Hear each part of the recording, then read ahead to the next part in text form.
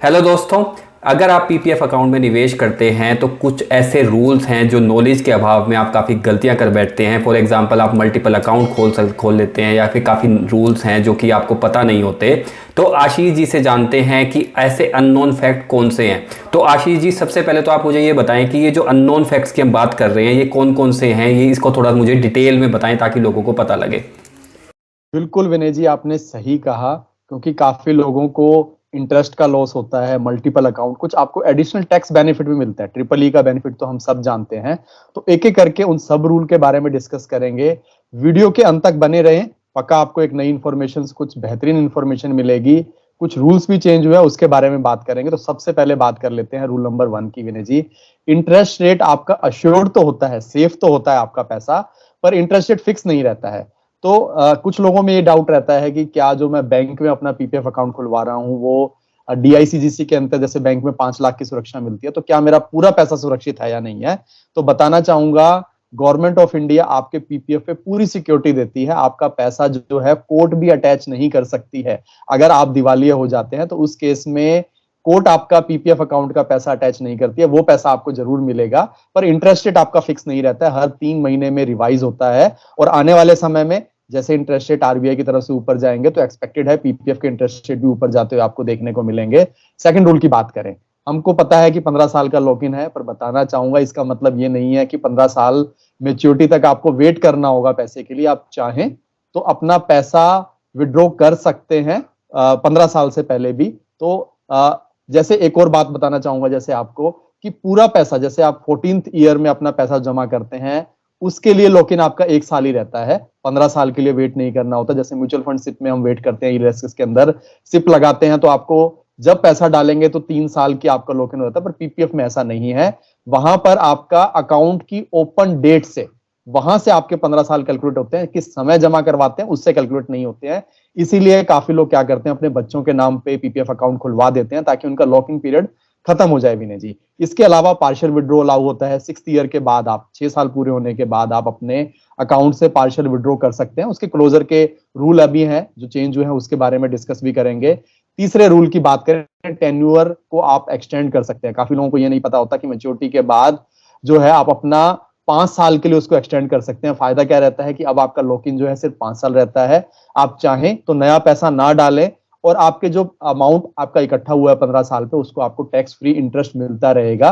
पर आपको करना क्या होगा, बैंक या पोस्ट ऑफिस जहां पर भी आपका पीपीएफ अकाउंट है, वहां जाके आपको 1 साल मेच्योरिटी से पहले एक्सटेंशन की आपको रिक्वेस्ट देनी होगी। और चाहे तो आप उसमें पैसा कंटिन्यू भी कर सकते हैं और डाल सकते हैं, या बिना पैसा डाले भी कंटिन्यू कर सकते हैं। और तो जैसा 5 साल लॉक-इन पीरियड अगर आप अपने बच्चे के नाम पे जल्दी शुरू करवाते हैं, तो जब भी वो मेच्योर होता है, 18 साल से ऊपर का होता है, तो उसको 15 साल वेट नहीं करनी पड़ती। उनके लिए लॉक इन आपका 5 साल के लिए होता है। और ये 5 साल का एक्सटेंशन आप कितनी बार भी करवा सकते हैं। ऐसा नहीं है कि एक ही बार, हर बार जैसे 5 साल खत्म हो गए दोबारा से आप उसको एक्सटेंड करवा सकते हैं। नेक्स्ट रहेगा पार्शियल विड्रॉ। जैसे मैंने आपको बोला था, पीपीएफ में आप पार्शियल विड्रॉ कर सकते हैं 6 साल के बाद। आपको 50% पैसा मिलेगा जो 4 साल के खत्म होने से पहले जो भी आपका अमाउंट होगा। जैसे अगर 4 साल पूरे हुए हैं, उसमें जो भी पैसा आपका बनता है उसका 50% आप विड्रॉ कर सकते हैं पार्शियली पीपीएफ से।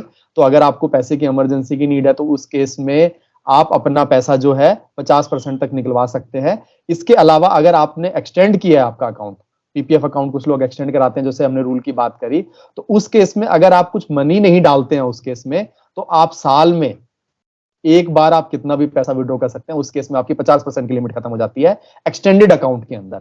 बाकी अगर आप पैसा डालते हैं तो आपकी लिमिट जो रहेगी वो 60% रहेगी, 60% पैसा आप विड्रॉ कर पाएंगे। नेक्स्ट रहेगा मल्टीपल अकाउंट। ये काफी दुविधा रहती है, लोग क्या करते हैं कि मल्टीपल अकाउंट खोल देते हैं। तो बताना चाहूंगा, आप एक पैन नंबर की अंगेंस्ट पीपीएफ अकाउंट एक ही खोल सकते हैं विनय जी। दूसरी चीज, कुछ लोग गलती करते हैं, बैंक में खुलवा लेते हैं, पोस्ट ऑफिस में खुलवा देते हैं। ऐसा नहीं करना है।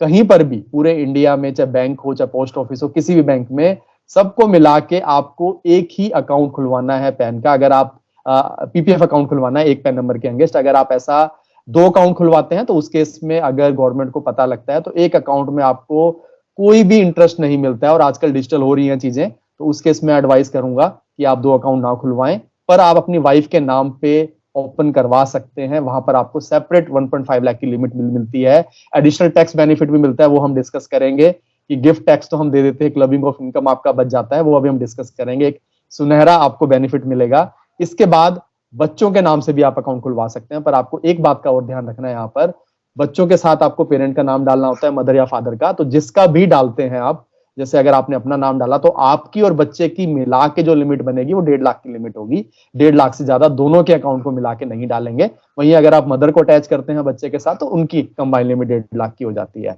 एडिशनल टैक्स बेनिफिट की बात कर लेते हैं। जैसा अभी थोड़ी देर पहले मैंने बताया था, as per IT rule, income tax rule क्या कहता है कि जब भी आप अपनी मनी जो है गिफ्ट करते हैं अपनी पत्नी को, तो उस केस में, या बच्चों को गिफ्ट करते हैं, माइनर अगर हम बच्चे की बात करें 18 साल से पहले, तो उस केस में जो गिफ्ट द्वारा मनी दी गई है आपको, उससे जो इनकम जनरेट होगी, जैसे अगर आप उससे FD करवाते हैं, NSE में डालते हैं तो इंटरेस्ट मिलता है, वो इंटरेस्ट आपकी इनकम में जुड़ जाएगा, आपको बेनिफिट नहीं मिलेगा। पर PPF में ऐसा नहीं होगा, क्योंकि PPF में आपका इंटरेस्ट ही टैक्स फ्री है विनय जी। तो उस केस में क्लबिंग ऑफ इनकम का जो आपको नुकसान होता था वो नहीं होगा। आप इंजॉयफुली बीवी के नाम पे, बच्चों के नाम पे 1.5 लाख रुपए डालें और अपनी ओवरऑल PPF की लिमिट बढ़वा सकते हैं, बढ़ा सकते हैं, और आपको क्लबिंग ऑफ इनकम का भी बेनिफिट मिल जाएगा, वो आपको एडिशनल टैक्स नहीं देना पड़ेगा।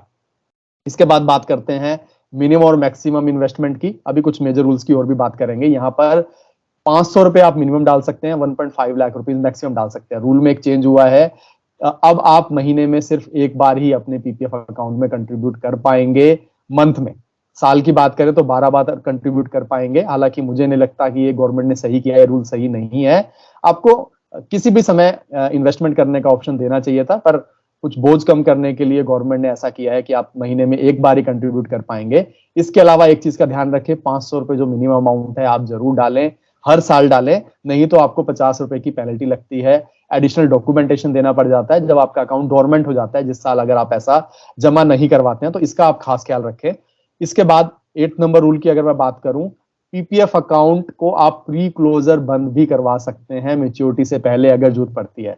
तो क्या क्या नियम है आपके जल्दी बंद करवाने के? अगर आप विदेश चले जाते हैं, आपका स्टेटस NRI हो जाता है, तो उस केस में आप PPF अकाउंट अपना बंद करवा सकते हैं। पासपोर्ट की कॉपी लगेगी, वीजा की कॉपी लगेगी, और पोस्ट ऑफिस या बैंक आपका PPF अकाउंट बंद कर देता है। इसके अलावा कुछ इमरजेंसी आ जाती है, लाइफ थ्रेटनिंग डिजीज हो जाती है अकाउंट होल्डर को, स्पाउस को, या डिपेंडेंट चिल्ड्रन को, उस केस में आप अपना अकाउंट जो है 5 साल के बाद, यहाँ पर 5 साल का एक ध्यान रखना है, 5 साल के बाद आप अपने अकाउंट को क्लोज करवा सकते हैं। अच्छी बात यह है, हायर एजुकेशन के लिए आपको पैसे की जरूरत पड़ती है बच्चों के लिए, तो उस केस में भी आप अपना पैसा जो है निकलवा सकते हैं, या आप उसको बंद भी करवा सकते हैं। वो भी एक सुविधा दी गई है विनय जी।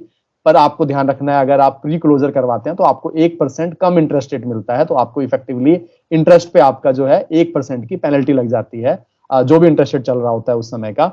इसके बाद बात करते हैं PPF अकाउंट में आप जो अपना पैसा जमा करवाएंगे विनय जी, ध्यान रखना है आपको 5 तारीख से पहले पहले आप जमा करवा देंगे, अगर आप चाहते हैं कि उस महीने का ब्याज भी मिले, क्योंकि ये रूल आप काफी गलती कर देते हैं, स्पेशली जब आप चेक से जमा करवाते हैं। यहाँ पर रूल ये रखा गया है कि चेक से अगर आप जमा करवाएं तो उस केस में आपके अकाउंट में क्रेडिट हो जाना चाहिए पैसा। तो अगर आपका बैंक स्लो है, कुछ छुट्टियां आ रही हैं बीच में, तो आप ध्यान रखें 3-4 दिन का मार्जिन लें, बेटर रहेगा। चेक आप एंड ऑफ मंथ कर दें, या फर्स्ट जो तारीख होती है मंथ की उस समय कर दें, ताकि 5 तारीख तक आपका पैसा PPF अकाउंट में आ जाए। तो उसमें क्या होता है, 5 तारीख से लेके लेट आता है तो उस पूरे महीने का आपको ब्याज नहीं मिलता, उसके बाद से मिलना शुरू होता है। तो ब्याज आपको बेहतर मिले, बेहतर इंटरेस्ट रेट मिले, बेहतर लाभ हो, उसके लिए 5 तारीख से पहले डालें। और अगर आपके पास पैसे हैं तो मैं तो हमेशा अपने सब्सक्राइबर को रेकमेंड करता हूं कि 5 अप्रैल से पहले अपने अकाउंट में, PPF अकाउंट में पैसा डाल दें। 1.5 लाख अगर आप डालते हैं, ताकि आपको पूरे साल 1.5 लाख का पूरा बेनिफिट टैक्स का, इंटरेस्ट का मिल पाए। लास्ट में बात करना चाहूंगा 10th रूल की। PPF में टैक्स बेनिफिट जो आपको मिलता है, यहां पर आपको ध्यान देना होगा, कुछ नए रूल आए हैं यहाँ पर टैक्स बेनिफिट में। EEE का बेनिफिट मिलता है, हम सब जानते हैं। 80C का बेनिफिट मिलेगा जो आप प्रिंसिपल डालेंगे, टैक्स फ्री मेच्योरिटी होगी आपकी, इंटरेस्ट पे कोई टैक्स नहीं लगेगा, ये सब जानते हैं। पर एक नया रूल इंट्रोड्यूस किया गया है कि अगर आप मेच्योरिटी पे 20 लाख रुपए PPF से विड्रॉ करते हैं और आपने अपना रिटर्न नहीं भरा है पिछले 3 सालों से, तो आपका TDS कट जाएगा 2 से 5%। तो इस रूल का आप ध्यान रखें, PPF में इन्वेस्ट करते हैं तो हमारी यहाँ पर आपके लिए कोशिश थी कि PPF के सारे रूल आपको बता दिए जाए। फिर भी आपका पोस्ट ऑफिस या कोई स्कीम से रिलेटेड कोई डाउट है तो आप कमेंट सेक्शन में लिख सकते हैं। पर्सनली मैं 7 से 10 दिन में आपको रिप्लाई कर देता हूं।